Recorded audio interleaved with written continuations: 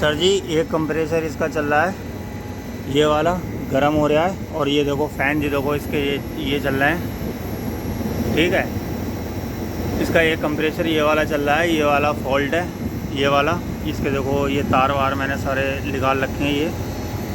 और दूसरा वाला देखो, ये तो रहा पहला आपका जिसमें दिक्कत आई, कंप्रेसर ख़राब है ये वाला, और बराबर वाला जो है ये रहा।